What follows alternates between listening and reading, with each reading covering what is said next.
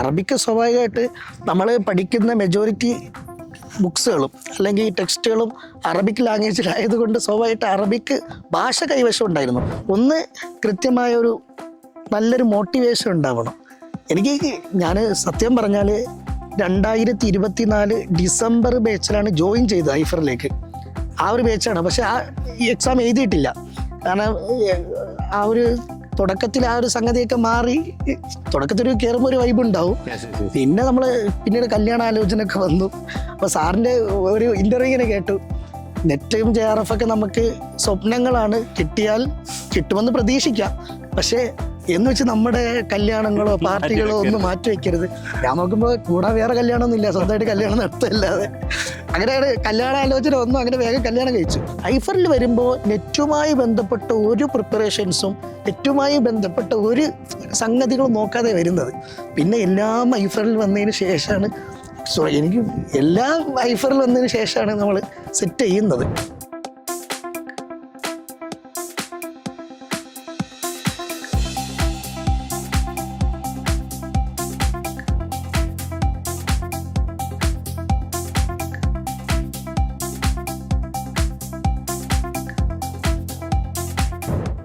കൂടുതൽ ആളുകളെ വിജയിപ്പിക്കുക എന്നുള്ള ഉദ്ദേശത്തോട് കൂടിയിട്ടുള്ള ഐഫറിൻ്റെ വിജയികളോടൊത്തുള്ള കഥകൾ, ഇൻ്റർവ്യൂസ് നമ്മൾ തുടർന്നുകൊണ്ടേയിരിക്കുകയാണ്. ഈ ഒരു വീഡിയോയിൽ നമ്മൾ സംസാരിക്കുന്നത് അബ്ദുൽ ഹലീം ആയിട്ടാണ്. അതായത് ഇപ്രാവശ്യം അറബിക്കിൽ JRF ക്വാളിഫൈ ചെയ്തിട്ടുള്ള ഐഫറേറ്റ് ആണ്. So first of all Haleem bhai, congratulations. Thank you. Okay, അപ്പം നമ്മളെ അറബി പോലെയുള്ള ഒരു സബ്ജക്റ്റിൽ ക്വാളിഫൈ ചെയ്തു. Okay, so really happy for that. അപ്പം നമ്മൾ ഈ അറബി എന്നുള്ളൊരു സബ്ജക്റ്റ് ഒക്കെ പറയുന്ന സമയത്ത് ഞാൻ ഒന്നുകൂടി സ്പെസിഫിക് ആണ്, പൊതുവെ ആളുകൾ പേപ്പർ വണ്ണിലൊരു ടഫ്നെസ് വരാറുണ്ട്. പേപ്പർ വണ്ണിലും പ്രത്യേകിച്ച് ഈ ഒരു പ്രോബ്ലം പേപ്പറിലൊക്കെ. പക്ഷെ എനിക്ക് തോന്നുന്നത് ലോജിക്കൽ റീസണിങ് ഈ ഒരു ദർസ് പോലെയുള്ള മേഖലയിൽ പഠിച്ച ആളുകൾക്ക് ഈസിയാണ് എന്ന് തോന്നാറുണ്ട്. പക്ഷെ ഒരു normal education system, normal college സിസ്റ്റത്തിൽ അറബി പഠിച്ചവർക്ക് അതും കുറച്ച് ടഫാണ് എന്ന് എനിക്ക് തോന്നുന്നു. അപ്പോൾ എങ്ങനെയായിരുന്നു ഒരു അറബിക് സ്റ്റുഡൻറ് എന്നുള്ള രീതിയിലുള്ള ഈ ഒരു പേപ്പർ വൺ പ്രിപ്പറേഷൻ? എങ്ങനെയാണ് അതിൻ്റെ ആ ഒരു ബുദ്ധിമുട്ട് ഓവർകം ചെയ്തത്? ഞാൻ ഈ പറഞ്ഞ പോലെ നെറ്റിന് ജോയിൻ ചെയ്യുമ്പോൾ തന്നെ എനിക്ക് നെറ്റിനെ പറ്റി വലിയ ഐഡിയ ഒന്നുമില്ല. നെറ്റ് എക്സാമിൻ്റെ ചോദ്യങ്ങളുടെ അല്ലെങ്കിൽ സിലബസിനെ പറ്റി, അതിൻ്റെ ഡെപ്തിനെ പറ്റി ഒന്നും ഒരു ഐഡിയ ഇല്ല. പിന്നെ നെറ്റ് അറബിക്കാന്ന് പറഞ്ഞപ്പോൾ ഞാൻ വിചാരിച്ചത് സ്വാഭാവികമായിട്ട് അറബിക്ക് മാത്രമുള്ള ഒരു സബ്ജക്റ്റ് അതെന്നാണ് വിചാരിച്ചത്. പിന്നെ ഐഫറിൽ ജോയിൻ ചെയ്തതിന് ശേഷമാണ് ഇങ്ങനെ ഒരു ജനറൽ പേപ്പർ ഉണ്ട്, പേപ്പർ 1 ഉണ്ട്. പിന്നെ അറബിക്ക് അതിൽ 100 മാർക്ക് അതിൽ നിന്ന് നമ്മൾ അതിനുള്ള ചോദ്യങ്ങൾ അതിലുണ്ട് എന്നൊക്കെ മനസ്സിലാക്കിയത് പിന്നീട് ഐഫറിൽ ജോയിൻ ചെയ്തതിന് ശേഷമാണ്. അപ്പോൾ ചുരുക്കി പറഞ്ഞാൽ നെറ്റിനെ പറ്റി ഒരു ഐഡിയയും ഇല്ലാതെയാണ് ഞാൻ ഐഫറിലേക്ക് ജോയിൻ ചെയ്യണത്. പിന്നെ ഈ പേപ്പർ 1 എങ്ങനെ ഓവർകം ചെയ്തെന്ന് ചോദിച്ചാൽ, ഞാൻ നേരത്തെ പറഞ്ഞല്ലേ, നമ്മൾ 12 വർഷം ഒരു ഇൻസ്റ്റിറ്റ്യൂഷനിലായിരുന്നു, ചെമ്മാട് ദാറുൽ ഹുദയിൽ. അവിടെ ഈ ഇസ്ലാമിക് വിഷയങ്ങൾക്ക് പുറമെ നമുക്ക് ഈ പറയപ്പെട്ട ഭാഷാപരമായിട്ട് 4 ഭാഷകൾ കൈകാര്യം ചെയ്യുന്ന രീതിയിലുള്ളൊരു സിലബസ് ആയിരുന്നു. സ്വാഭാവികമായിട്ട് ഈ പറയപ്പെട്ട മാത്സ്, സയൻസ്, കമ്പ്യൂട്ടർ, IT ഒക്കെ അതിൽ വരുന്നുണ്ട്, സിലബസിൻ്റെ ഭാഗമായിട്ട് വരുന്നുണ്ട്. അതുകൊണ്ട് തന്നെ അത്തരം വിഷയങ്ങളുടെ ബേസിക്സ് വലിയ പ്രശ്നങ്ങൾ ഉണ്ടായിരുന്നില്ല. പക്ഷെ അതൊക്കെ ഞങ്ങൾ പഠിക്കാൻ വേണ്ടിയായിരുന്നു. സിലബസ് കഴിഞ്ഞു പോകണമല്ലോ, അതിനുവേണ്ടി പഠിച്ചിരുന്നു. അല്ലാതെ അങ്ങനെ ഇൻട്രസ്റ്റ് ആയിട്ടൊന്നും പേപ്പർ അങ്ങനെ ഒന്നും കരുതിയിട്ടില്ല. നെറ്റൊക്കെ എഴുതുന്നത് PG കഴിഞ്ഞതിന് ശേഷം ആലോചിച്ചൊരു തോട്ടാണ്. നെറ്റ് എഴുതാം, പിന്നെ അങ്ങോട്ട് മുന്നോട്ട് PhD ചെയ്യാം എന്നുള്ളതൊക്കെ PG കഴിഞ്ഞതിന് ശേഷം ആലോചിച്ചതാണ്. അപ്പോൾ ഞാൻ പറയും പോലെ ഈ പേപ്പർ 1 എനിക്ക് പൂർണ്ണമായിട്ടും ഐഫറിന്ന് കിട്ടിയതാണ്. ഐഫറിൻ്റെ മെറ്റീരിയലേ ഞാൻ വായിച്ചിട്ടുള്ളൂ, ഐഫറിൻ്റെ റെക്കോർഡഡ് ക്ലാസ്സേ ഞാൻ കേട്ടിട്ടുള്ളൂ. ഞാൻ എൻ്റെ പ്രിപ്പറേഷൻസ് പേപ്പർ 1 കൈകാര്യം ചെയ്തത് നമ്മുടെ ആദ്യം ഐഫറിലെ റെക്കോർഡഡ് വീഡിയോസ് ഞാൻ 40 ദിവസത്തെ ചലഞ്ച് വെച്ചു. അതാണ് എനിക്ക് പേഴ്സണലായിട്ട് ഞാൻ എടുത്ത ഒരു സ്ട്രാറ്റജി. അതാണ് 40 ദിവസത്തിലെ ചലഞ്ച്. 40 ദിവസത്തിനുള്ളിൽ എല്ലാ വെള്ളിയാഴ്ച ഫ്രീ ഉണ്ടായിരുന്നു എനിക്ക്. മറ്റേ സ്കിന്നറിൻ്റെ തിയറി പോലെ ഇൻഫർമേഷൻ, മറ്റേ പണിഷ്മെൻറ്റ് എന്നൊക്കെ പറയുമ്പോൾ സാധനങ്ങൾ. വെള്ളിയാഴ്ചത്തെ ഫ്രീ എനിക്ക് ഒരു നിലയ്ക്ക് പണിഷ്മെൻറ്റാണ്, മറ്റൊരു നിലയ്ക്ക് റീഇൻഫോഴ്സ്മെൻറ്റാണ്. കാരണം അന്നുള്ള എൻ്റെ ഒരു എമൗണ്ട്, നമ്മൾ വെച്ചിട്ടുള്ള ഒരു ഇതുണ്ടല്ലോ, ഒരു ക്വാണ്ടിറ്റി, അത് അന്ന് നമ്മൾ തീർത്തിട്ടില്ലെങ്കിൽ വെള്ളിയാഴ്ച പഠിക്കേണ്ടി വരുമല്ലോ എന്ന് ഓർത്തിട്ട് അന്ന് തന്നെ കവർ ചെയ്യും. അപ്പോൾ പേപ്പർ 1 ചെയ്ത രീതി ഈ 40 ദിവസം കൊണ്ട് സിലബസ് അറബിക്കും പേപ്പർ 1 കവർ ചെയ്യുക എന്നുള്ളതാണ് ആദ്യം ചെയ്തത്. പിന്നെ പേപ്പർ 1 സിലബസ് മൊത്തം റെക്കോർഡഡ് വീഡിയോ മെറ്റീരിയലും വായിച്ചതിന് ശേഷം പിന്നെ ചെയ്തിട്ടുള്ളത് നമ്മുടെ PYQ ആണ്. അപ്പോൾ നമ്മുടെ ഓരോ മൊഡ്യൂൾ ബേസ് ചെയ്തിട്ടുള്ള PYQ ഉണ്ടല്ലോ, ആ മൊഡ്യൂൾ ബേസ് ചെയ്തിട്ടുള്ള PYQ നമ്മൾ എന്ത് ചെയ്യും, അത് അറ്റൻഡ് ചെയ്യും. പിന്നെ അത് നമ്മൾ ചെക്ക് ചെയ്യും. ചെക്ക് ചെയ്യുന്ന സമയത്ത് നമുക്ക് സ്വാഭാവികമായിട്ട് അതിൻ്റെ സൈഡിൽ നമുക്ക് ക്രോപ്പ് ചെയ്ത് ഷെയർ ചെയ്യാനുള്ള ഓപ്ഷൻ ഉണ്ട്. ആ ഒരു കത്രികയുടെ ചിഹ്നമൊക്കെ വെച്ചിട്ടുള്ള അതിൽ ക്രോപ്പ് ചെയ്ത് നമ്മൾ നേരെ ChatGPTക്കോ ജെമിനിക്കോ കൊടുക്കും. എന്നിട്ട് നമ്മൾ ഓൾറെഡി ഒരു പ്രോംപ്റ്റ് ഉണ്ടാക്കി വെച്ചിട്ടുണ്ടാവും. എന്തുകൊണ്ട് ഈ ഒരു ചോദ്യം എനിക്ക് എന്ത് ചെയ്യണം, മനോഹരമായി വിശദീകരിച്ച് തരണം. പോരാത്തതിന് എന്തുകൊണ്ട് ഈ ഓപ്ഷൻ ശരിയായി, എന്തുകൊണ്ട് ബാക്കി ഓപ്ഷൻ തെറ്റായി എന്ന് ഡീപ്പായിട്ട് പറഞ്ഞു തരണം. അങ്ങനെ ഒരു ദിവസം തന്നെ 10 സെറ്റിൽ നിന്നും 10 മൊഡ്യൂളിൽ നിന്നും ഓരോ സെറ്റ് ചോദ്യങ്ങൾ ചെയ്യും. പക്ഷേ അത് വേഗം ചെയ്തു പോകല്ല, ഡീപ്പായിട്ടുള്ള അനലൈസാണ് പേപ്പർ 1 നടത്തിയത്. അപ്പോൾ ഒരു സെറ്റ് ചെയ്യാൻ തന്നെ 1 മണിക്കൂറൊക്കെ മിനിമം വേണ്ടി വരും. അപ്പോൾ ഇങ്ങനെ ചെയ്ത് നമുക്ക് പേപ്പർ 1 ഏറെക്കുറെ ഒരു ഐഡിയ ഉണ്ടാക്കാൻ പറ്റും. പിന്നെ നമുക്ക് സ്ട്രോങ് പോയിന്റ് ഒരു ദർസിൽ പഠിച്ചത് കൊണ്ട് തന്നെ നമുക്ക് മന്തിക്ക് എന്ന് പറയുന്നൊരു സബ്ജക്റ്റ് ഉണ്ട്. അഥവാ അത് ഈ ലോജിക്കൽ റീസണിങ് തന്നെയാണ്, അതിൻ്റെ അറബിക് വേർഷനാണ് മന്തിക്ക്. അപ്പോൾ ലോജിക്കൽ റീസൺ നമ്മൾ സ്ട്രോങ് പോയിന്റ് ആയിരുന്നു. പിന്നെ ഡേറ്റ ഒന്നും അങ്ങനെ മുമ്പ് ചെയ്തിട്ടൊന്നുമില്ല, പക്ഷേ സാറിൻ്റെ ക്ലാസ്സൊക്കെ കേട്ടതിന് ശേഷം ഡേറ്റ ഒരു ഇൻട്രസ്റ്റഡ് സബ്ജക്റ്റായി, അതൊരു സ്ട്രോങ് പോയിന്റായി. ഡേറ്റയിലൊന്നും മാർക്ക് നഷ്ടപ്പെടാത്തൊരു സബ്ജക്റ്റായി. പിന്നെ റീഡിങ്, ഭാഷ അറിയുന്നത് കൊണ്ട് തന്നെ റീഡിങ് വലിയ പ്രശ്നങ്ങളില്ലായിരുന്നു. പിന്നെ ബാക്കിയുള്ളതൊക്കെ ഇങ്ങനെ ഈ ഒരു ടീച്ചിങ് പിന്നെ കുറേയൊക്കെ കോമൺ സെൻസാണ്. അങ്ങനെയാണ് മനസ്സിലായി. പിന്നെ റീസെന്റ് ഒക്കെ കുറച്ചു കാലം മുമ്പ് വരെ കണ്ടിട്ടുണ്ടായിരുന്നു പൊതുവെ ഈ ഒരു മതവിദ്യാഭ്യാസം അതുമായിട്ട് മിക്സ് ഒരു സമന്വയ വിദ്യാഭ്യാസത്തിന്റെ ഭാഗമായിട്ടുള്ള ആളുകൾ കമ്പാരിറ്റീവ്ലി ഒരു നെറ്റ് എഴുതുന്നത് കമ്പാരിറ്റീവ്ലി കുറവായിരുന്നു കുറച്ച് മുമ്പ് വരെ. ഇന്നും വരുന്നുണ്ട്, പക്ഷെ ഇന്നും എനിക്ക് തോന്നുന്നു കുറച്ചുകൂടി എസ്റ്റാബ്ലിഷ്ഡ് ആയിട്ടുള്ള സിസ്റ്റംസിൽ നിന്നുള്ള കുട്ടികളാണ് കൂടുതലായിട്ട് വരുന്നത്. ഒരു സെറ്റ് ഓഫ് കുട്ടികൾ ഇപ്പോൾ ഈ ഒരു വരാത്ത പ്രശ്നമുണ്ട്. പക്ഷെ എനിക്ക് തോന്നുന്നു ഒരു റീസെന്റ് അസസ്മെന്റിലൊക്കെ ഈ ഒരു ദർസ് ഇല്ലെങ്കിൽ ഒരു മതവിദ്യാഭ്യാസം എന്നുള്ളത് പോലും ഈ ഒരു എക്സാമിനെ കുറച്ചുകൂടി ഹെൽപ്ഫുൾ ആവുന്നുണ്ടെന്ന് തോന്നുന്നു. എന്താണ് നിങ്ങൾ അതിന്റെ ഒരു ടേക്ക്? അങ്ങനത്തെ ഉള്ള ആളുകൾ കൂടുതൽ എഴുതുക, അതിന്റെ ഒരു സാധ്യത എന്നുള്ളത് നിങ്ങൾക്ക് ഫീൽ ചെയ്തത്? അറബിക്ക് സ്വാഭാവികമായിട്ട് നമ്മൾ പഠിക്കുന്ന മെജോറിറ്റി ബുക്സുകളും അല്ലെങ്കിൽ ടെക്സ്റ്റുകളും അറബിക് ലാംഗ്വേജിലായതുകൊണ്ട് സ്വാഭാവികമായിട്ട് അറബിക്ക് ഭാഷ കൈവശം ഉണ്ടായിരുന്നു. പക്ഷേ ഭാഷ ഉള്ളത് കൊണ്ട് ഈ ലിറ്ററേച്ചറിൽ കിടക്കാൻ ഉള്ള പ്രചോദനമായത് നമ്മുടെ ടീച്ചേഴ്സ് തന്നെയാണ്. നമ്മൾ പഠിപ്പിച്ച ടീച്ചേഴ്സൊക്കെ അറബിക്കിൽ ഡോക്ടറേറ്റ് എടുത്ത കുറേ ടീച്ചേഴ്സ് ഉണ്ടായിരുന്നു. നമ്മളെ പഠിപ്പിക്കുന്നതോടൊപ്പം തന്നെ PhD ചെയ്യുന്ന ടീച്ചേഴ്സ് ഉണ്ടായിരുന്നു. അപ്പോൾ ഉസ്താദുമാരൊക്കെ ആ ഒരു ലെവലിലായതുകൊണ്ട് തന്നെ സ്വാഭാവികമായിട്ട് PG കഴിഞ്ഞാൽ നെറ്റ് ചെയ്യാം എന്നുള്ള ഒരു ഇൻബിൽഡായിട്ടുള്ള തോട്ട് നമ്മളെ മുമ്പിലുണ്ട്. പക്ഷേ നമ്മൾ PG കംപ്ലീറ്റ് ചെയ്തതിന് ശേഷമാണ് അതിലേക്ക് ഇറങ്ങുന്നത് മാത്രം. പിന്നെ നെറ്റ് പുറത്തുള്ള പബ്ലിക് എക്സാമുകൾ SSLC ആണെങ്കിലും +2 ആണെങ്കിലും പിന്നെ ഡിഗ്രി ആണെങ്കിലും PG ആണെങ്കിലും ഈ ഭാഷ ഉള്ളതിനുള്ള ഒരു ചെറിയൊരു ഓവർ കോൺഫിഡൻസ് കാരണം അതൊന്നും പഠിക്കേണ്ടി വന്നിട്ടില്ല. എല്ലാ എക്സാമും നമുക്ക് ചെറിയൊരു പോയിന്റ് കിട്ടിയാൽ തന്നെ അതൊന്ന് എക്സാഗ്രേറ്റ് ചെയ്ത് മോഡിഫൈഡ് ചെയ്ത് എഴുതാൻ പറ്റുന്ന ഒരു കോൺഫിഡൻസ് ഉള്ളതുകൊണ്ട് പബ്ലിക്കായിട്ടുള്ള അഥവാ നമ്മുടെ ഇസ്ലാമിക് ദാറുഹുദയുടെ വിഷയങ്ങളല്ലാത്ത പുറത്തുള്ള ഈ SSLC ആണെങ്കിലും +2 ആണെങ്കിലും ഒന്നും പഠിച്ചിട്ടില്ല. നമ്മൾ പോയി എഴുതി ജയിച്ചതാണ്. പക്ഷേ നെറ്റിൽ അത് പറ്റൂലല്ലോ. പിന്നെ മുമ്പ് ദാറുഹുദ തന്നിട്ടുള്ള ഒരു പഠിക്കാനുള്ളൊരു മെൻറ്റാലിറ്റിയിൽ നിന്നാണ് പിന്നെ ഒന്നിരിക്കാൻ തീരുമാനിച്ചത്. ഞാൻ ഇവിടെ ക്ലാസ് കഴിഞ്ഞാൽ ഞാനിപ്പോൾ പറഞ്ഞ ഈ ഒരു റെസിഡൻഷ്യൽ കോളേജാണ്. വൈകുന്നേരം തിരിച്ചു വന്ന് ഫ്രീ ടൈം അങ്ങനെയൊന്നും ഉണ്ടാവില്ലല്ലോ. നമുക്ക് രാത്രി ഇവിടെ ഡ്യൂട്ടി ഉണ്ട്, ഒക്കെ ഉണ്ട്. അപ്പം കിട്ടുന്ന ഒഴിവ് സമയങ്ങളിൽ സാറ് പറഞ്ഞ പോലെ ഒരു സ്റ്റഡി ടേബിള്, ഒരു കസേര, മെറ്റീരിയൽ പ്രിന്റഡ്, എഴുതാൻ നോട്ട്, ആ സാഹചര്യം വെച്ച് പഠിക്കാൻ നിന്നാൽ നെറ്റിലെ സിലബസ് നമുക്ക് കംപ്ലീറ്റ് ചെയ്യാൻ പറ്റില്ല. ഏത് സാഹചര്യത്തിലും പഠിക്കാന്നുള്ളത്. അതുകൊണ്ട് തന്നെ ഞാൻ ബസ്സിൽ യാത്ര ചെയ്യുമ്പോഴും ട്രെയിനിൽ യാത്ര ചെയ്യുമ്പോഴൊക്കെ നമ്മൾ മൊബൈൽ PDF ഇങ്ങനെ വായിക്കാൻ ശ്രമിക്കാറുണ്ട്. അപ്പൊ അങ്ങനത്തെ വായനകൾ കൊണ്ട് നമുക്ക് ഓരോ ദിവസത്തേക്ക് നമ്മുടെ ആ ഒരു എമൗണ്ട് നമുക്ക് വായിച്ച് തീർക്കാൻ പറ്റും. അതെ, കോട്ട തീർക്കാൻ പറ്റും. അപ്പോൾ ഇവിടെ ഞാൻ ക്ലാസ് കഴിഞ്ഞാൽ നേരെ ഓഫീസിൽ വന്നിരിക്കും. ഇങ്ങനെ ചിലപ്പോൾ ഹെഡ്സെറ്റ് വെച്ച് ഇങ്ങനെ ക്ലാസ് കേൾക്കുന്നുണ്ടാവും. എൻ്റെ ചില കുട്ടികളൊന്നും ചോദിച്ചു, ഇങ്ങനെയൊന്നും പഠിച്ച ഭ്രാന്തായി പോയിട്ട് ഉസ്താദേ. അപ്പോൾ പിന്നെ JRF കിട്ടിയതിന് ശേഷം ഞാൻ കുട്ടികളോട് പറഞ്ഞു, നിങ്ങളുടെ ഒഴിവ് സമയങ്ങളിൽ ഉപയോഗപ്പെടുത്തിയാൽ എന്ത് കിട്ടുമെന്ന് ചോദിച്ചാൽ മിനിമം ഒരു JRF എങ്കിലും കിട്ടും. കാരണം ഞാൻ ക്ലാസ് ഇവിടുത്തെ കുട്ടികൾക്ക് പഠിപ്പിക്കാനുള്ള സാധനങ്ങൾ റെഫർ ചെയ്യാനുണ്ട്, മറ്റു വർക്കുകൾ ചെയ്യാനുണ്ട്, ഫാമിലി ഉണ്ട്. എല്ലാത്തിൻ്റെയും ഒരു ഒഴിവ് സമയങ്ങൾ മാത്രം നമ്മൾ റീൽസും യൂട്യൂബും നോക്കി കളയുന്ന സമയങ്ങൾ മാത്രം ഉപയോഗപ്പെടുത്തിയാൽ തന്നെ നമുക്ക് കൃത്യമായി. പക്ഷേ ഈ കൺസിസ്റ്റൻസി പ്രധാനമാണെന്ന് മാത്രം. ഓക്കെ ഇതിലേ ഞാൻ ഈ റിലേറ്റഡ് ആയിട്ട് തന്നെ ചോദിക്കും. ഒന്ന് എന്താ വെച്ചാൽ ഞാൻ മനസ്സിലാകുന്ന കഴിഞ്ഞ 3 വർഷമായിട്ട് ഇവിടെ വർക്ക് ചെയ്യുന്നത്. ഓക്കെ, അതുപോലെ തന്നെ എക്സാമിന് പ്രിപ്പയർ ചെയ്യുന്നുണ്ട്. ഓക്കെ, മതപരമായ വിദ്യാഭ്യാസവുമായി ബന്ധപ്പെട്ട കാര്യങ്ങളുണ്ട്. അപ്പോൾ നമ്മളൊക്കെ കുറേ ഇഫ്രേറ്റ്സിനോടൊക്കെ സംസാരിക്കുമ്പോൾ അവരൊക്കെ പറയുന്ന ഒരു പ്രശ്നം ഇതാണ്, ജോലിൻ്റെ കൂടെ പഠിക്കാൻ പറ്റുന്നില്ല, പഠനത്തിൻ്റെ കൂടെ ജോലി പറ്റുന്നില്ല. അതിങ്ങനെയുള്ള ഒരു സിസ്റ്റത്തിൻ്റെ ഭാഗമാണെങ്കിൽ ആ സിസ്റ്റത്തിൻ്റെതായ വർക്കുകളുണ്ട്. ഇതെല്ലാം കൂടി ഒരു ബാലൻസ് ക്രിയേറ്റ് ചെയ്യാൻ പറ്റുന്നില്ല എന്നുള്ളത്. ഹലീം ഭായി എങ്ങനെയാണ് ആ ബാലൻസ് ക്രിയേറ്റ് ചെയ്തത്, അല്ലെങ്കിൽ അങ്ങനെ ക്രിയേറ്റ് ചെയ്തോ, എങ്ങനെയാണ് അത് മാനേജ് ചെയ്തത്? ഞാൻ പറഞ്ഞിട്ടുണ്ട്, നമുക്ക് ഒന്ന് കൃത്യമായ ഒരു നല്ലൊരു മോട്ടിവേഷൻ ഉണ്ടാവണം. ഞാൻ സത്യം പറഞ്ഞാൽ 2024 ഡിസംബർ ബാച്ചിലാണ് ജോയിൻ ചെയ്തത് ഐഫറിലേക്ക്. ആ ഒരു ബാച്ചാണ്. പക്ഷെ ആ എക്സാം എഴുതിയിട്ടില്ല. കാരണം ആ ഒരു തുടക്കത്തിൽ ആ ഒരു സംഗതിയൊക്കെ മാറി. തുടക്കത്തിൽ കയറുമ്പോൾ ഒരു വൈബ് ഉണ്ടാവും. പിന്നെ നമ്മൾ പിന്നീട് കല്യാണ ആലോചന ഒക്കെ വന്നു. അപ്പോൾ സാറിൻ്റെ ഒരു ഇൻ്റർവ്യൂ ഇങ്ങനെ കേട്ടു, നെറ്റും JRF ഒക്കെ നമുക്ക് സ്വപ്നങ്ങളാണ്, കിട്ടിയാൽ കിട്ടുമെന്ന് പ്രതീക്ഷിക്കാം, പക്ഷേ എന്ന് വെച്ച് നമ്മുടെ കല്യാണങ്ങളോ പാർട്ടികളോ ഒന്നും മാറ്റി വെക്കരുത്. ഞാൻ നോക്കുമ്പോൾ കൂടെ വേറെ കല്യാണമൊന്നും ഇല്ല, സ്വന്തമായിട്ട് കല്യാണം നടത്തില്ലാതെ അങ്ങനെയാണ് കല്യാണ ആലോചന ഒന്നും അങ്ങനെ വേഗം കല്യാണം കഴിച്ചു. അപ്പൊ കല്യാണം നടക്കുന്നത് അതെ കല്യാണം നടക്കുന്ന സമയം തന്നെ ആ സമയത്ത് നെറ്റ് എക്സാമാണ്. അതുകൊണ്ട് നെറ്റ് എക്സാം എഴുതിയിട്ടില്ല.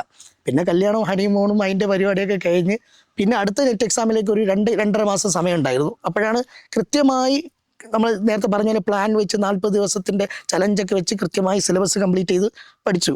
അപ്പോൾ അന്ന് തന്നെ എനിക്ക് എക്സാം ഹാളിലെ ആ ഒരു മാനേജ്മെൻറ്റ് പാളിയത് കൊണ്ട് JRF മിസ്സായതാണ്. അന്ന് JRFന് 180 നെറ്റിന് 182 മാർക്കാണ്, JRF 220, എനിക്ക് 208 അത്ര മാത്രമേ സംഗതി. അന്ന് എനിക്ക് ഭയങ്കര കോൺഫിഡൻസ് ഉള്ള പേപ്പർ ഒരു ഏരിയ ആയിരുന്നു ഡേറ്റ.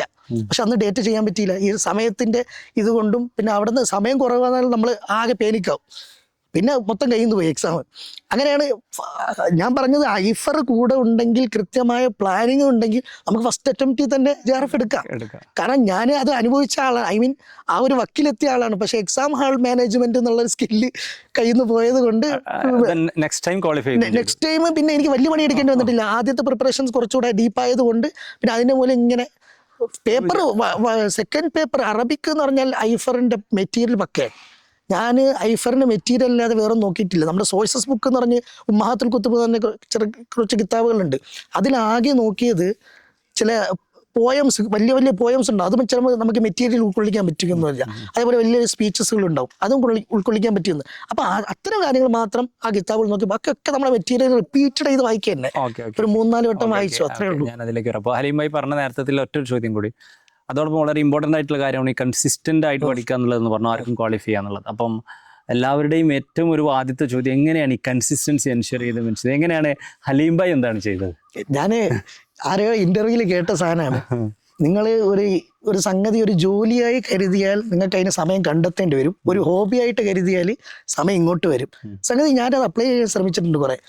എത്രത്തോളം എന്ന് വെച്ചാൽ ഇതേപോലെ കിട്ടുന്ന സമയമൊക്കെ എന്ത് ചെയ്യുക, പഠിക്കുക, ബാക്കി വായിക്കുക, എത്രയാണോ കഴിയുന്നത് അത്ര വായിക്കുക. പിന്നെ എന്ത് ചെയ്യുക, അടുത്ത പീരീഡിൽ പോവുക. പീരീഡ് കഴിഞ്ഞിട്ട്, കാരണം പീരീഡിനുള്ള റെഫറൻസ് ഒക്കെ തലേന്ന് രാത്രിനെ കഴിച്ചിട്ട് അന്ന് ദിവസം കിട്ടുന്ന എല്ലാ ഒഴിവ് സമയങ്ങളും വേഗം ഇതിനു വേണ്ടി മാറ്റി വയ്ക്കുക എന്നുള്ളതായിരുന്നു. ഇങ്ങനെ വായിച്ചിട്ട് അവസാനം നെറ്റ് നമ്മളെ ഈ എക്സാം എഴുതി JRF കിട്ടുന്നൊരു പ്രതീക്ഷ ഉള്ളിലുണ്ട്. പക്ഷേ ആ 2-3 ദിവസം നമുക്ക് വെറുതെ ഇരുന്നിട്ട് ഇരിപ്പ് പറഞ്ഞില്ല. ഈ പഠിച്ചിട്ട് വെറുതെ ഇരിക്കുമ്പോൾ എന്തോ ഒരു ശൂന്യത ഫീൽ. ആ ഒരു രീതിയിൽ നമ്മൾ അത് ഹോബിയാക്കി മാറ്റിയാൽ ഭയങ്കര സിമ്പിളായിരിക്കും. നമുക്ക് വെറുതെ തോന്നുകയാണ് ഈ നമ്മളിങ്ങനെ നമ്മളെ ഭാരങ്ങൾ മാത്രം ഇങ്ങനെ ആലോചിച്ചിട്ട്, ഇത് ഞാൻ ഇങ്ങനെ ജോലി ചെയ്യാണ്, എനിക്കൊരു കുടുംബമുണ്ട്, അത് മാത്രം ആലോചിച്ചിട്ടുണ്ട്. നമ്മൾ ഒഴിവ് സമയങ്ങൾ കുറേ ഉണ്ട് സംഗതി. ആ ഒഴിവ് സമയങ്ങൾ നമ്മൾ റീല് നോക്കി കളയുന്നതും നമ്മൾ യൂട്യൂബ് നോക്കി അത് തന്നെ നമുക്ക് പറ്റുന്ന രീതിയിലുള്ളൊരു ഇത് നിശ്ചയിച്ചാൽ മതി, അത് യൂസ് ചെയ്താൽ മതി. പുതിയ ടൈം ഒന്നും കണ്ടെത്താൻ യൂസ് ചെയ്താൽ മതി, വളരെ കൃത്യമായിട്ട്. ഹലീം ഭായിയുടെ പ്രിപ്പറേഷനിൽ ഐഫർ എത്രത്തോളം യൂസ്ഫുൾ ആയിരുന്നു? എങ്ങനെയായിരുന്നു ഐഫറിന്റെ ഇമ്പാക്ട്? ഞാൻ അതായിരുന്നു ആദ്യം പറഞ്ഞിരുന്നത്. ഞാൻ ഒന്നുമില്ലാതെ എനിക്ക് അറബിക് ലാംഗ്വേജ് ബേസ് ഉണ്ടായിരുന്നു. പിന്നെ കുറേയൊക്കെ ലിറ്ററേച്ചറിൻ്റെ ടെക്സ്റ്റുകൾ, ഐ മീൻ കുറേ സാഹിത്യ രചനകൾ നമ്മൾ സിലബസിൻ്റെ മുൻപ് പഠിച്ച ദാറുൽ ഹുദയുടെ സിലബസിൻ്റെ ഭാഗമായിട്ട് അങ്ങനെ പരിചയപ്പെട്ടിട്ടുണ്ട്. കുറേ സാഹിത്യകാരന്മാരെ പരിചയപ്പെട്ടിട്ടുണ്ട്. ഈ സിലബസിന് വേണ്ടി നമ്മൾ എന്ത് ചെയ്തു, സിസ്റ്റത്തിൽ അങ്ങനെ മാത്സ്, സയൻസ്, IT ഒക്കെ ഉള്ളത് കൊണ്ട് അതൊക്കെ നമുക്ക് ബേസിക് ഏകദേശം പൊടിതട്ടിയെടുക്കാവുന്ന രീതിയിലായിരുന്നു. പക്ഷേ ഐഫറിൽ വരുമ്പോൾ നെറ്റുമായി ബന്ധപ്പെട്ട ഒരു പ്രിപ്പറേഷൻസും നെറ്റുമായി ബന്ധപ്പെട്ട ഒരു സംഗതികളും നോക്കാതെ വരുന്നത്. പിന്നെ എല്ലാം ഐഫറിൽ വന്നതിന് ശേഷമാണ്, എനിക്ക് എല്ലാം ഐഫറിൽ വന്നതിന് ശേഷമാണ് നമ്മൾ സെറ്റ് ചെയ്യുന്നത്. അപ്പോൾ ഐഫറിന് ഞാൻ എത്രത്തോളം ചില ദിവസം പല സമയങ്ങളിലും ഫുൾ ഡേ ക്ലാസ്സുകളൊക്കെ ഐഫറിൽ ഉണ്ടായിട്ടുണ്ട്. നമുക്കൊന്നും പങ്കെടുക്കാൻ കഴിഞ്ഞിട്ടില്ല, കാരണം ഇവിടുത്തെ പീരീഡിൻ്റെ സമയം. പക്ഷേ രാത്രിയിലുള്ള ഇതൊക്കെ എനിക്ക് ഓർമ്മയുണ്ട്, രാത്രി 12 മണിക്ക് 1 മണിക്കൊക്കെ സാറിൻ്റെ ക്ലാസ്സിലൊക്കെ ഞാൻ പങ്കെടുത്തിട്ടുണ്ട്. പ്രതിജ്ഞേതു, ഉദാഹരണം, ഉപനയ, നിഗമന എന്നൊക്കെ വീടും ഒച്ചത്തിൽ കിടന്ന് വിളിച്ചതൊക്കെ ഓർമ്മയുണ്ട്. സാറ് എല്ലാവരും ഉറക്കെ പറയൂ അതൊക്കെ. അപ്പം സംഗതി ആ ഒരു രീതിയിലേക്ക് ഐഫറിൻ്റെ കൂടെ ചേർന്നാൽ മതി. ഐഫർ എന്നുള്ള പഠിക്കാനുള്ളൊരു മൈൻഡ് സെറ്റും ഐഫറിനെ പോലെ ഒരു സിസ്റ്റം കൂടെ ഉണ്ടെങ്കിൽ സ്വപ്നം കാണാനും നമ്മളെ അങ്ങനെ ഒരു സ്വപ്നം നമുക്ക് മുമ്പിൽ ഉണ്ടെങ്കിൽ നമുക്ക് എന്തായാലും നേടാൻ പറ്റും എന്നുള്ളതാണ്. ഐഫറിന്റെ ഒരു പേപ്പർ ടു എങ്ങനെ ഉണ്ടായിരുന്നു? Arabic Rafi sir paper two system. Rafi sir ഭയങ്കര സപ്പോർട്ട് ചെയ്യേ. റാഫി സാർ നമ്മളെ ഞാൻ റാഫി സാറിനോട് ഓരോ വിഷയങ്ങൾ ഇങ്ങനെ പറഞ്ഞിട്ടുണ്ട്.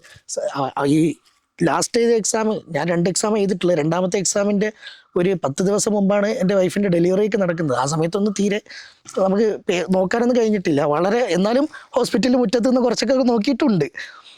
അപ്പോൾ സാറിനോടൊക്കെ ഇങ്ങനെ സാറിന് അങ്ങനെ നല്ലൊരു രീതിയിലുള്ള അപ്രോച്ചാണ് നമ്മൾ കാണിച്ചതും. എന്തായാലും നിങ്ങൾക്ക് പ്രതീക്ഷയാണ് എന്നൊക്കെ പറഞ്ഞ് നമ്മളിങ്ങനെ മോട്ടിവേറ്റ് ചെയ്യുമായിരുന്നു സാറ്. പിന്നെ ഇടയ്ക്കിടയ്ക്ക് നമ്മളെ മീറ്റിങ്ങുകളിലും സാറ് നമ്മൾ പഠിക്കേണ്ട കുറേ മെത്തേഡുകൾ, കഥകൾ രൂപത്തിൽ പഠിക്കുക, അങ്ങനെ അറബിക്കിൻ്റെ കുറേ സംഗതികൾ ആ രൂപത്തിൽ പഠിക്കാനുള്ള ഒരാളുടെ പുസ്തകങ്ങൾ കുറേ കണ്ടമാന പുസ്തകങ്ങൾ ഉണ്ടാകുമ്പോൾ ഒരു കഥ രൂപത്തിൽ അദ്ദേഹത്തിൻ്റെ ബുക്കുകൾ മൊത്തം സാറിൻ്റെ ക്ലാസ്സും ആ രൂപത്തിലായിരുന്നു. സാറിൻ്റെ ക്ലാസ് കഴിയുമ്പോൾ തന്നെ നമുക്ക് പഠിച്ചു എന്നുള്ളൊരു തോന്നൽ, പിന്നീട് ഒന്ന് പൊടി തട്ടി കൊടുത്താൽ മതി എന്നുള്ളൊരു രീതിയിലായിരുന്നു റാഫി സാറിൻ്റെ ക്ലാസ്. പിന്നെ ഞാൻ അധികവും റാഫി സാറിൻ്റെ ക്ലാസ് പിന്നെ ഈ അറബി ഭാഷ കുറച്ചുകൂടി കോൺഫിഡൻ്റ് ആയതുകൊണ്ട് തന്നെ അറബിക്ക് റെക്കോർഡ് ക്ലാസ് കേൾക്കുന്നതിനേക്കാൾ കൂടുതൽ സെൽഫ് റീഡിങ് നടത്തിയിട്ടുള്ളത്. പിന്നെ തുടക്കത്തിലൊക്കെ ഇങ്ങനെ കേട്ടിരുന്നു, പിന്നെ സെൽഫ് റീഡിംഗ് ആണ്. പിന്നെ പേപ്പർ 1 ആയിരുന്നു കാര്യമായിട്ട് റെക്കോർഡ് ക്ലാസ്സും ഇതൊക്കെ ചെയ്തിട്ടുള്ളത്. പിന്നെ മെറ്റീരിയൽ കയ്യിലുള്ളത് കൊണ്ട് പിന്നെ നമ്മൾ മെറ്റീരിയൽ വായനയായിരുന്നു പേപ്പർ 2-ൽ. ഓക്കെ. ഈ അറബിക് സബ്ജക്റ്റിലൊക്കെ കഴിഞ്ഞ കുറച്ച് കാലങ്ങളായിട്ട് ഞാൻ ഒബ്സർവ് ചെയ്ത് മേ ബി ഒന്നുകൂടി കോമ്പറ്റീഷൻ കൂടുന്നുണ്ട്, കമ്പാരിറ്റീവ്ലി സീറ്റ് കുറവാണ് താനും. അപ്പോൾ അതുകൊണ്ട് പലരും മൾട്ടിപ്പിൾ അറ്റംപ്റ്റിലാണ് ക്വാളിഫൈ ചെയ്യുന്നത്. ഓക്കെ, ഇഫറാണെങ്കിലും കൂടുതൽ കുട്ടികൾ 4ാമത്തെ അറ്റംപ്റ്റ് 5ാമത്തെ അറ്റംപ്റ്റ് 2-3-4 തവണ നെറ്റ് കിട്ടിയതിന് ശേഷമൊക്കെ JRF ആണ്. ഞാൻ മനസ്സിലാക്കുന്ന അലീംബായി ആദ്യത്തെ അറ്റംപ്റ്റിൽ നെറ്റ് കിട്ടുന്നു, 2ാമത്തെ അറ്റംപ്റ്റിൽ JRF കിട്ടുന്നു. അപ്പോൾ പുതുതായിട്ട് എഴുതുന്ന ഒരുപാട് ആളുകളുണ്ട്. ഫസ്റ്റ് ടൈം എഴുതുന്ന, ഫസ്റ്റ് ടൈം തന്നെ നെറ്റ് കിട്ടണമെന്ന് ആഗ്രഹിക്കുന്ന, അല്ലെങ്കിൽ ഫസ്റ്റ് ടൈം JRF കിട്ടണമെന്ന് ആഗ്രഹിക്കുന്ന. അപ്പോൾ ഈ ഫ്രഷ് ആയിട്ട് തുടങ്ങുന്ന ഈ ആളുകൾക്ക് ഇപ്പം നിങ്ങളൊരു എക്സ്പീരിയൻസിൽ നിങ്ങൾക്ക് എന്താണ് പറയാനുള്ളത്? ഞാൻ എൻ്റെ ആദ്യത്തെ ആ ഒരു അറ്റംപ്റ്റിൽ ഞാൻ ചെയ്ത രീതി അതാണ്. നമ്മൾ അറബിക്കിൻ്റെ സോഴ്സസ് ബുക്ക് നല്ലതാണ്, അത് എക്സ്ട്രാ റീഡിംഗ് ആയി വായിച്ചാൽ മതി. പക്ഷേ അറബിക്ക് ഒരു വിദ്യാർത്ഥിയാണെങ്കിൽ അറബിക്ക് ഐഫറിൻ്റെ മെറ്റീരിയൽ തന്നെ റിപ്പീറ്റഡ് ആയിട്ട് വായിച്ചാൽ മതി എന്നുള്ളതാണ് അറബിക് സബ്ജക്റ്റിനെ പറ്റി പറയുക. അതിന് റിപ്പീറ്റഡ് ആയി വായിച്ചാൽ മതി. പിന്നെ പേപ്പർ 1 ഈ പറഞ്ഞ പോലെ എല്ലാവരും ഞാൻ ഈ വരുന്ന ആൾക്കാർക്ക് ഉപകാരപ്പെടാൻ വേണ്ടി പറയാണ്. ഞാനും ഇതേപോലെ നമ്മളെ JRF കിട്ടിയ ആൾക്കാരുടെ ക്ലാസ്സൊക്കെ ഇങ്ങനെ കേൾക്കുമായിരുന്നു, അവരുടെ അനുഭവങ്ങൾ. അവരൊക്കെ പറയുന്നു PYQ. അപ്പോഴാണ് ഞാനും PYQയുടെ ആ ഒരു ഇത് മനസ്സിലാക്കണത്. അങ്ങനെയാണ് ഞാൻ ആദ്യം എന്തായാലും സിലബസ് ഒന്ന് കവർ ചെയ്യാം, അതും അവർ പറഞ്ഞിരുന്നു. സിലബസ് ഒന്ന് കവർ ചെയ്തതിന് ശേഷം PYQ നോക്കുന്നത് നല്ലത്. അപ്പം ഞാൻ ഈ പറഞ്ഞ പോലെ സിലബസ് ആദ്യം എന്ത് ചെയ്തു, ഒന്ന് കവർ ചെയ്തതിന് ശേഷം പിന്നെ കാര്യമായിട്ട് PYQ തന്നെ ഈ പറഞ്ഞ പോലെ എല്ലാ മൊഡ്യൂളിൽ നിന്നും ഓരോ സെറ്റ് ഓരോ ദിവസം ചെയ്യല്ല, ചെയ്ത് പഠിക്കുക, അനലൈസ് ചെയ്ത് ഡീപ്പ് ആയിട്ട് എന്ത് ചെയ്യുക, ആ വിഷയം പഠിക്കുക എന്നുള്ള. ചിലപ്പോൾ ChatGPT ഒക്കെ ജെമിനിയുടെ ഒക്കെ പ്രശ്നം അതാണ്. നമ്മൾ മനുഷ്യന്മാരോട് ചോദിച്ചാൽ മനസ്സിലായില്ലേ, ഓക്കെ അല്ലേ, ChatGPT അതല്ലല്ലോ, ഇനിയും വേണോ, മറ്റു രീതിക്ക് പറഞ്ഞു തരണോ, ഞാൻ ഒരു മൈൻഡ് മാപ്പ് ഉണ്ടാക്കി തരട്ടെ, നീ ഒരു കോഡ് പറഞ്ഞു തരട്ടെ, ഇങ്ങനെ നമ്മളെ പഠിപ്പിക്കുകയാണ്. അപ്പം നമ്മൾ ആ ലൂപ്പിൽ ഇങ്ങനെ പെട്ടുപോയി, നമ്മളറിയാതെ പെട്ടുപോകണമെങ്കിൽ നമുക്ക് അതുകൊണ്ട് കുറേ സാധനങ്ങൾ കിട്ടുന്നുണ്ട്. അങ്ങനെയാണ് ഞാൻ എൻ്റെ PYQ സെറ്റ് ചെയ്തത്. ChatGPT ജെമിനിയും അവർക്കാണ് നന്ദി. അവസാനമായിട്ട് ഈ എക്സാം എഴുതുന്ന എസ്പെഷ്യലി ഫ്രഷേഴ്സ് ആയിട്ടുള്ള അറബിക് ആയിട്ടുള്ള മേ ബി ഇങ്ങനെ ഒരു ബാക്ക്ഗ്രൗണ്ട് പഠിക്കുന്ന എല്ലാ ആളുകളോട് ഹലീം ഭായിക്ക് എന്താണ് പറയുന്നത്? അറബിക്ക് ബേസിക്സ് ഇപ്പൊ ഈ റീസെന്റ് എക്സാമിലൊക്കെ അറബിക്ക് ഗ്രാമറിനൊക്കെ ഭയങ്കര പ്രാധാന്യം ഉണ്ടായിരുന്നു. മുമ്പൊക്കെ മറ്റേ ബൈഹാർട്ട് ചെയ്യുന്നതിനായിരുന്നു. പക്ഷെ ഇപ്പൊ കുറെ കൂടി കാര്യങ്ങൾ അണ്ടർസ്റ്റാൻഡിങ് ചെയ്യുന്നതിലാണ്, അപ്ലിക്കേഷൻ ലെവലിലൊക്കെയാണ് ഭയങ്കരമായിട്ട് ചോദ്യം. ഇപ്പോൾ കഴിഞ്ഞ എക്സാമിനൊക്കെ നഹ്വെന്നും പിന്നെ കുറച്ചുകൂടി കട്ടിയുള്ള ഭാഷയിലുള്ള റീഡിങ് ആ ഒരു പാരഗ്രാഫൊക്കെ വന്നിരുന്നത്. മുമ്പൊക്കെ കുറേ കൂടി സിമ്പിളായിരുന്നു. പിന്നെ അതേപോലെ വായിച്ചതിന് ശേഷം നമ്മൾ ഊഹിച്ചെടുക്കേണ്ട അസംഷൻ ആ ഒരു ലെവലിലുള്ള ചോദ്യങ്ങൾ വരുന്നുണ്ട്. അപ്പോൾ അതിന് ഏറ്റവും നല്ല മാർഗ്ഗം അറബിക്കിൽ ഏറ്റവും ഇപ്പോൾ റീസെൻ്റ് എക്സാം വെച്ച് മനസ്സിലാക്കുമ്പോൾ കാണാ പഠിക്കൽ വേണം. കുറേയൊക്കെ കാണാ പഠിക്കാനുണ്ട്, അറബിക്കിൽ അത്യാവശ്യമുണ്ട് കാണാ പഠിക്കാൻ. അതിന് പുറമെ ഭാഷ പ്രധാനമാണ്. ഭാഷ പഠിക്കുക എന്നുള്ളത് വളരെ പ്രധാനമാണ്. ഭാഷയുടെ ബേസിക്സ് മനസ്സിലാക്കുക എന്നുള്ളതും വളരെ പ്രധാനമാണ്. ഇപ്രാവശ്യത്തെ കുറേ എക്സാം നമുക്ക് അറബിക്കിൽ അത് ചാപ്റ്റർ 10 ഒരു ഭാഗമാണ്. പക്ഷെ ആ ഒരു ഭാഗത്തു നിന്ന് ഒരുപാട് ചോദ്യങ്ങൾ ഇപ്പോൾ എക്സാമിന് വന്നു. അപ്പോൾ ഇനി അറബിക്കിൽ ഞാൻ മനസ്സിലാക്കിയിടത്തോളം JRF ഒക്കെ ക്വാളിഫൈ ചെയ്യാൻ സാധ്യത അറബിക്ക് ഭാഷ കയ്യിലൊതുക്കിയവർക്കായിരിക്കാം. അപ്പം ഐഫറിന് അത്തരം കുറേ ഇതൊക്കെ ഉണ്ട്, നമ്മൾ മെറ്റീരിയൽ നാവിൻ്റെ കുറേ സംഗതികളൊക്കെ ഉൾക്കൊള്ളിച്ചിട്ടുണ്ട്. എന്നാലും കുറച്ചുകൂടി നമ്മൾ അറബിക് മാഗസിൻസോ മറ്റതൊക്കെ വായിച്ച് ഭാഷ സ്വായത്തമാക്കുകയാണെങ്കിൽ കുറച്ചും കൂടി കാര്യങ്ങൾ എളുപ്പമായിരിക്കും. കാരണം ഭാഷ ഉണ്ടെങ്കിൽ പിന്നെ നമുക്ക് തന്നെ നമുക്ക് ഇപ്പോൾ അറബിക്കിൻ്റെ ആ ഒരു സിലബസ് വലിയൊരു കടലാണ്. നമ്മൾ അവിടെ പോയി മുത്തുകളും മറ്റേ ചിപ്പികളൊക്കെ ശേഖരിച്ച് കൊണ്ടുവന്ന് അത്രയും ടൈം നമുക്ക് മിസ്സാവും. പക്ഷേ ഐഫറിൻ്റെ ഒരു ചിപ്പി പാത്രമാണ് എല്ലാം ശേഖരിച്ച് കൊണ്ടുവന്നിട്ടുണ്ട്. പക്ഷെ അത് നമുക്ക് സിമ്പിളായിട്ട് വായിച്ച് മനസ്സിലാക്കാനൊക്കെ ഭാഷ ഉണ്ടെങ്കിൽ തന്നെ സിമ്പിളായിട്ട് പറ്റും. അപ്പം ഞാൻ മനസ്സിലാക്കുന്ന ഭാഷ ഉണ്ടെങ്കിൽ അതാണ്, ഭാഷയാണ് അറബിക്കിൽ പ്രധാനം. പിന്നെ പേപ്പർ 1 നേരത്തെ പറഞ്ഞ പോലെ പേപ്പർ 1 ഇനി ഞാൻ ഇപ്പോൾ പേപ്പർ 1 എനിക്ക് സ്ട്രോങ് അല്ലായിരുന്നു, എന്നിട്ട് ഞാൻ ഈ ഒരു പ്രാക്ടീസിലൂടെ എടുത്തതാണ്. അതേപോലെ ഇനി പേപ്പർ 2 സ്ട്രോങ് അല്ലെങ്കിൽ കൂടി ഇതേ പറയപ്പെടുന്ന ഈ പ്രാക്ടീസുകളിലൂടെ എന്തായാലും കൺസിസ്റ്റൻ്റ് ആയി പ്രാക്ടീസ് ചെയ്ത് നടക്കും. Okay. So that's it. Once again, congratulations. Thank you.